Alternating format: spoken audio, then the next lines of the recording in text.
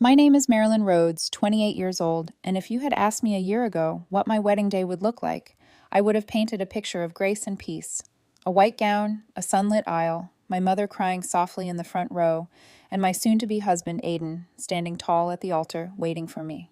What I didn't imagine, what I couldn't have imagined, was that my dress would end up in flames before I ever had the chance to wear it. It sounds absurd, doesn't it? Like something out of a nightmare. But that morning, as I stood outside the dressing suite of the wedding venue, watching light stream through the tall stained glass windows, I felt like I was living in two realities, one where love was winning, and another where hatred was sharpening its claws. From the very beginning, Aiden's father had made it clear he despised me. Colonel Hamid, a retired military man with medals pinned across his ego, saw me as nothing more than an interloper. I didn't come from wealth. I didn't have family connections. I wasn't polished enough for the Rhodes family name, as he liked to call it. I was just a self-made woman, someone who had clawed her way up from secondhand textbooks and late-night coding marathons to build a small but promising tech startup. But none of that mattered to him. In his eyes, I wasn't good enough. I still remember the first time I shook his hand. His grip was hard, his eyes assessing like a drill sergeant evaluating a raw recruit. He didn't smile. He just said, "My son deserves someone who knows her place." And from that moment on, every dinner, every family gathering, every accidental crossing of paths was a Cold War in miniature. The only thing that kept me steady through it all was Aiden, his warmth, his conviction, the way he would squeeze my hand under the table whenever his father tried to cut me down, the way he whispered, "You're all I need. Don't listen to him." So when we decided to marry, we braced ourselves for resistance. We expected cold stares, maybe even public disapproval. What we didn't expect was the level of venom Colonel Hamid was willing to unleash. That morning I received a message from Aiden. "Almost ready. I love you. Don't cry when you see me in the dress." It made me laugh, made me soften for a moment. I could almost see him smiling at his own phone, imagine the lightness in his chest despite the storm surrounding us. For years, we had survived long-distance family tension, sleepless nights spent building dreams brick by brick. And now, here we were, on the cusp of making it official. I was in my dressing suite, the gown hanging before me like a promise. Ivory silk, intricate lace, a whisper of everything I had dreamed as a girl. My bridesmaids were bustling around, adjusting hairpins, curling loose strands, fussing over bouquets. I caught my own reflection in the mirror. My eyes were steady, my hands were calm. For once I thought, maybe today would be mine. Then came the knock. It was sharp, loud, commanding. Not the polite rap of a friend or coordinator, but something heavier, meant to unsettle. Before I could answer, the door swung open, and there he was, Colonel Hamid. He didn't come alone. Two of his old army friends flanked him, men with hard faces and hollow laughs, like ghosts of a battlefield that had followed him into civilian life. He didn't ask permission. He didn't smile. He just walked in, shoulders squared, eyes gleaming with something dark. "Colonel, this is not—" one of my bridesmaids began, but he silenced her with a glare so sharp she froze. He went straight to the rack where my gown hung, my breath caught. "What are you doing?" My voice sliced through the room, but he didn't answer. Instead, he unzipped the garment bag with the precision of a soldier opening a case and pulled out the gown as though it were contraband. His hands were steady, too steady. And then, to my horror, he reached into his coat pocket and pulled out a small silver lighter. "No," I whispered, my feet moving instinctively, but one of his friends blocked me with a smug grin. Hamid flicked the lighter open. The flame danced for a second, almost delicate, before it caught the hem of the gown. The ivory silk hissed as fire licked upward, devouring lace and thread in greedy gulps. Within seconds, my dream was curling into ash. "Now," Hamid sneered, his voice low but vibrating with cruel satisfaction, "you can't marry my son." Laughter erupted from his friends, harsh, mocking, echoing off the dressing room walls. The bridesmaids gasped, one of them covering her mouth, another sobbing. I just stood there, frozen, watching the fabric blacken and fall to the floor in pieces. He dropped the burning remains at my feet like a war trophy, like some ancient offering meant to assert dominance. His eyes met mine, sharp and merciless. "She deserves better," he spat. "Not some orphan with a laptop playing pretend." That was his favorite insult. He thought reminding me of my beginnings, of my late mother and absent father, would break me. But it didn't. I didn't scream. I didn't cry. I didn't give him the victory of seeing me collapse. Instead, I lifted my chin, locked eyes with him, and whispered words I knew would land like a bullet in his chest. "You have no idea what you just did." The room went silent. Even his friends stopped laughing. Something flickered across his face. Uncertainty. A crack in the armor of arrogance he wore so proudly. And in that moment, I knew the war had just begun. Smoke still curled at the edges of the dressing suite, clinging to the walls like an unwanted guest. My bridesmaids scrambled to open windows, fanning the air with desperate hands. The smell of burned silk and lace hung heavy, a cruel reminder of what had just been taken from me. But I didn't move. I stood rooted, my gaze locked on Colonel Hamid as if the entire world had narrowed down to his face. His smirk had faded, but his arrogance remained, simmering just beneath the surface. He thought he had won. The wedding planner burst in, panic all over her face. "What happened? Why is there smoke?"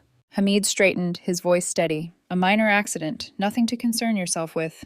But I caught the flicker in his eyes. He was afraid of witnesses. The planner rushed toward the remnants of my gown, then froze at the sight of scorched silk on the floor. "Oh my God, is that—" I cut her off. "Handle it quietly. The guests can't know. Not yet." My voice was calm, cold even. And for the first time, I saw Hamid register something he hadn't expected from me: control. As the planner hurried away, barking orders into her walkie-talkie, Hamid stepped closer, lowering his voice so only I could hear. "You're bluffing. What are you going to do now? Cry? Beg?" He tilted his head, almost amused. "Maybe call your mother. Oh wait, you don't have one." The cruelty hit hard, but I didn't flinch. Instead, I let a slow, deliberate smile curl across my lips. "You really think this ends with ashes, don't you?" His brows knitted, but he tried to hold his composure. "You're nothing, Marilyn. Just a girl playing pretend in a world you don't belong to. My son deserves a woman of class, not a stray looking for shelter." His words stung, but they also fueled me. Because what he didn't know, what he could never have imagined, was that the stray had teeth. I took a step closer, so close I could see the faint scar along his jawline. The one Aiden had once told me was from shrapnel overseas. "You want the truth, Colonel?" I whispered, my tone steady, sharp as glass. "I'm not just some girl with a laptop. I'm the majority investor in Ridgeway Holdings. Do you know that name?" He stiffened, ever so slightly. His silence told me he did. "Last quarter," I continued, my voice cutting through the air like a blade, "Ridgeway acquired the pension fund you depend on, the one you've been bragging about for years, the one you think keeps you untouchable." His eyes widened just for a second before narrowing again. "You're lying." I leaned in, letting the words drip slow and deliberate. "And this venue you're standing in right now? I own it. Bought it last month through a holding company. Every flower arrangement, every bottle of champagne, the cigars you brought, the scotch you're sipping, it's all mine. You didn't just burn my gown, Colonel. You set fire to property I own." His friends shifted uneasily behind him, their cocky smirks faltering. They exchanged nervous glances, as though suddenly realizing they were part of something bigger than a cruel prank. Hamid's jaw clenched. "You think you can scare me with money?" "This isn't about money," I said softly, dangerously. "It's about power, and you've just handed me the weapon I needed." For the first time, I saw his confidence crack.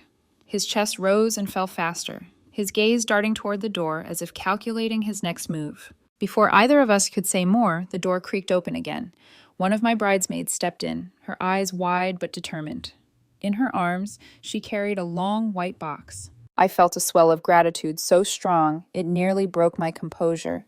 I had planned for sabotage, half joking when I told my maid of honor weeks ago, "Keep a second dress hidden, just in case he tries something stupid." Now here it was. She opened the box, and inside lay a gown, not as ornate as the first, but beautiful in its own right. Simple lines, ivory satin, understated but elegant. A symbol not of luxury, but of resilience. Hamid's face darkened. "You had a backup." "Of course I did." My voice was calm, almost serene. "Because unlike you, I don't underestimate my enemies." I stepped forward, brushing past him without another glance, and took the gown in my hands. The satin was cool against my skin, a lifeline pulling me back from despair. Behind me, his voice rose, cracking with something that almost sounded like desperation. "You won't get away with this, Marilyn. You can't just walk over me. I am his father. I decide what happens in this family." I paused at the doorway, turning just enough to meet his eyes. "No," I said, my voice low but clear. What you did today will decide what happens, and you won't like the ending. The bridesmaids followed me out, leaving him standing amid the smoke and ashes of his own making. In the quiet of the hallway, away from his shadow, I finally let my hands tremble for just a second. The weight of what had just happened pressed down on me. My wedding day had become a battlefield, and my future father-in-law had drawn first blood. But he had no idea what war he had started. The new gown fit like it had been waiting for me all along. It wasn't the dream dress I had once envisioned, but somehow, as the satin smoothed over my frame, it felt stronger. A dress not for fairy tales, but for survivors. My bridesmaids fussed over my veil and bouquet, whispering words of comfort, but my mind was somewhere else. I kept replaying Hamid's smirk as the flames consumed my gown. I could still hear the laughter of his friends, and under it all, his words, "She deserves better, not an orphan with a laptop." But beneath my fury, there was also resolve. He had thrown his worst at me, and yet here I was, walking forward anyway. He thought he had buried me in ashes, but he didn't realize that's where I bloom best. The wedding coordinator peeked in. "We're ready for you, Marilyn." The doors opened, and music floated through the air, soft, trembling strings that felt almost fragile after what had just happened. Guests rose, turning in their seats, their faces glowing with expectation. They didn't know. Not yet. I stepped forward, each click of my heels against the floor steady, deliberate. Whispers rippled through the crowd. Some guests tilted their heads, murmuring about my gown being different than what they had expected. A few offered polite smiles, thinking it a last-minute choice. But I saw him. Colonel Hamid. He stood near the aisle, champagne flute in hand, his posture proud, his grin smug, as if the destruction he had caused was still a victory sealed. But the moment his eyes found me, his expression faltered. The glass slipped from his fingers and shattered against the floor. I didn't look away. I held his gaze as I walked closer, letting the silence between us crackle like a live wire. He mouthed something, an unfinished curse, a disbelief he couldn't swallow. But I kept moving. When I reached the front, Aiden was waiting. His face softened the moment he saw me, but then he noticed the tension in my eyes. His lips parted, and before the officiant could begin, he leaned forward. "What happened?" he whispered. I shook my head, a small, almost imperceptible smile tugging at my mouth. Later. But there wouldn't be a later, not for Hamid, because I had decided in that moment to burn him the way he had tried to burn me. Only my fire wouldn't leave smoke, it would leave truth. I glanced toward the sound technician discreetly positioned near the front. A nod, almost imperceptible, passed between us. And then the screens lit up. A murmur swept through the crowd as a projector came to life, casting images on the white wall beside the altar.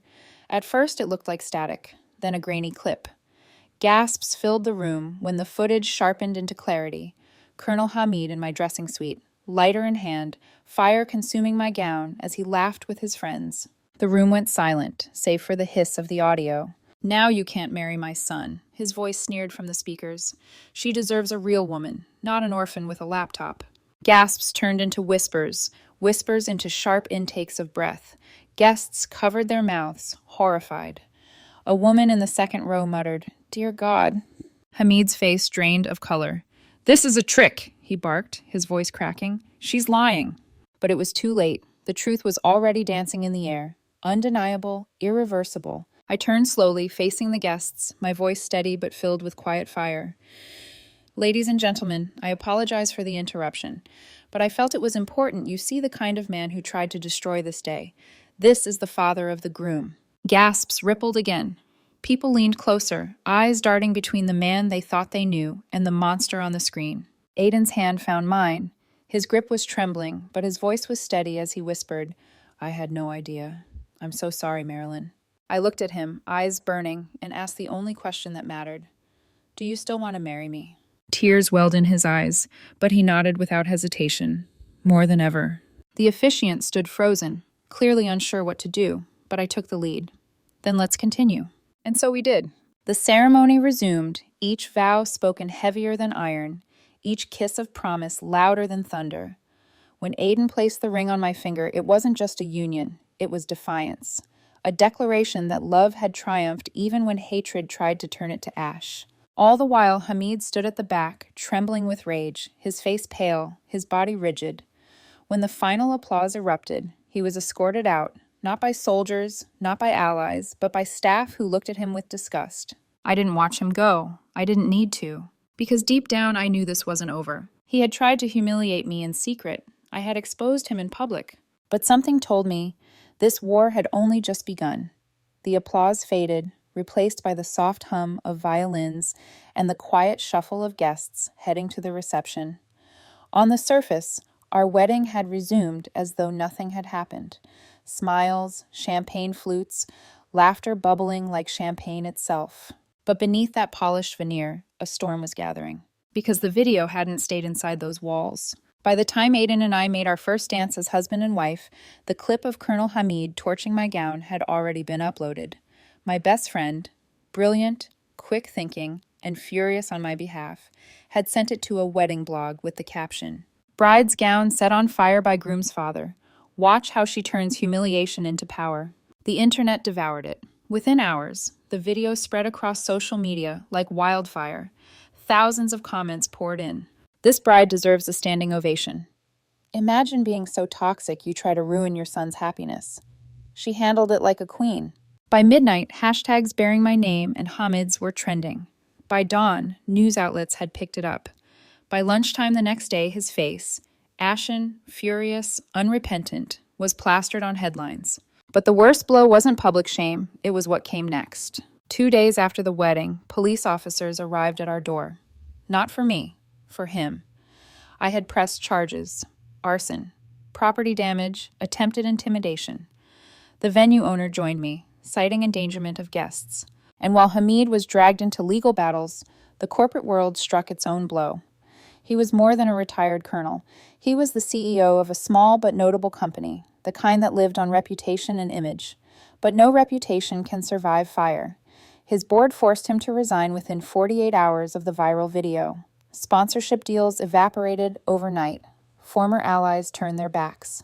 The once proud Colonel Hamid became a meme, mocked in interviews, ridiculed online, reduced to the symbol of a father's arrogance consuming itself. But while the world laughed, Aiden grieved. I saw it in his eyes, the quiet shame of a son watching his father self-destruct. He would lie awake at night, staring at the ceiling, whispering, "I can't believe he did this. To you. To us." And I would turn to him, holding his hand, whispering back, "He doesn't define you. He doesn't define us." Because while his father's name was collapsing, ours was rising. A week after the wedding, I received a call from a journalist. His voice was curious, almost hesitant. "Mrs. Rhodes, I'm preparing a follow-up piece on the incident, but before I publish, I need to confirm something. Are you the Marilyn Rhodes who developed the cyber response software adopted by the National Health System last year?" I hesitated, then answered quietly, "Yes, that's me." The silence on the other end was sharp, then broke with awe. Good Lord, that explains everything. And suddenly, the story shifted. I wasn't just the bride whose gown had been set ablaze. I was the woman who had built technology that safeguarded hospitals, who had negotiated deals with federal agencies, who had kept her head down while quietly shaping the systems others relied on. The press devoured it. Headlines changed overnight. Tech visionary's wedding sabotaged by groom's father. Colonel's pride meets daughter-in-law's power. Hamid had thought he was exposing me as small. In truth, he had revealed just how large I was. And fate wasn't finished with him yet. Investigations unearthed his own secrets. Financial mismanagement. Funds siphoned to sustain his ego-driven lifestyle. Shareholders panicked, lawsuits piled in, and what little remained of his fortune turned to dust. His assets were frozen, his home seized, his legacy ruined. The final humiliation came at the charity gala where he had once been scheduled to receive a Businessman of the Year award. His invitation was rescinded. Mine arrived instead. I walked onto that stage in a gown of deep emerald, my husband's hand steady at my side, and addressed a room filled with the very people who once saw me as an outsider. To those who believe they can destroy others for control, for pride, for power, I said, my voice carrying through the gilded hall, remember this. Sometimes the quiet ones in the back of the room are the very people holding the strings to your entire kingdom. The applause that followed was thunderous. And in that moment, I knew the story was no longer about a burned dress. It was about a reckoning. Epilogue. Aiden and I spent our honeymoon in Florence, walking hand in hand down cobbled streets, our laughter echoing under cathedral arches. We didn't speak of his father. We didn't need to. The world had already answered for us. One evening, as the sun set over the Arno River, Aiden pulled me close.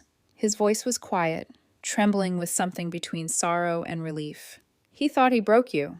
I leaned into him, my heart steady, my lips brushing his ear as I whispered, all he did was write my legend. And in the orange glow of the Florentine dusk, I knew the fire hadn't destroyed me. It had crowned me.